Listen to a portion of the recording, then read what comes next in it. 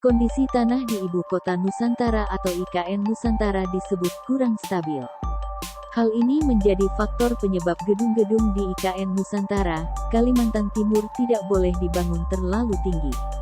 Demikian diungkapkan Kepala Balai Prasaran Pemukiman Wilayah Kalimantan Timur Kementerian Pekerjaan Umum dan Perumahan Rakyat (PUPR), Rozali Indra Saputra. Menurut Rozali, tinggi gedung di IKN Nusantara maksimal 4 lantai. Dilansir dari Kontan, pembangunan gedung pemerintahan di Ibu Kota Negara (IKN) Nusantara sudah dimulai dan Istana Presiden dan Gedung Sekretariat Presiden akan mulai konstruksi setelah diteken kontraknya pekan lalu.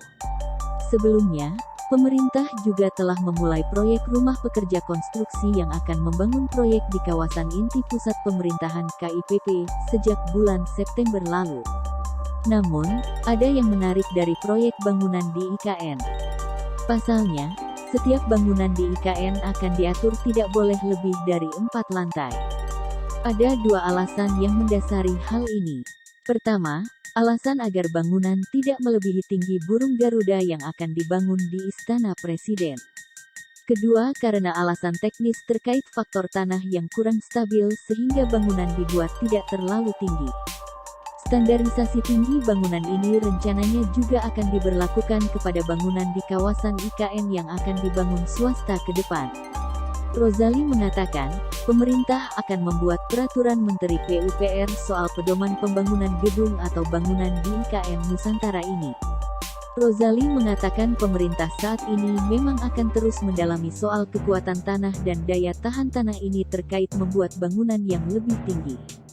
Sejauh ini standar pembangunan ini telah dilakukan pada proyek rumah susun pekerja konstruksi yang saat ini sedang berjalan. Dengan keterbatasan tinggi gedung ini diharapkan pembangunan IKN bisa sesuai konsep yang diharapkan yakni Smart and Forest City. Indra juga menyebut bahwa banyak orang salah kaprah tentang titik nol Nusantara yang dianggap sebagai titik 0 km untuk pembangunan IKN.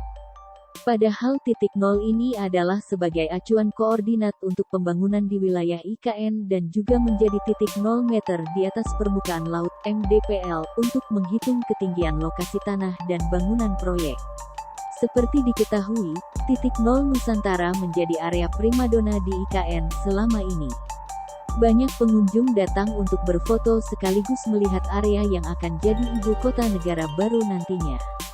Alhasil, banyak masyarakat yang menyamakan lokasi ini sebagai 0 km dari proyek IKN Nusantara.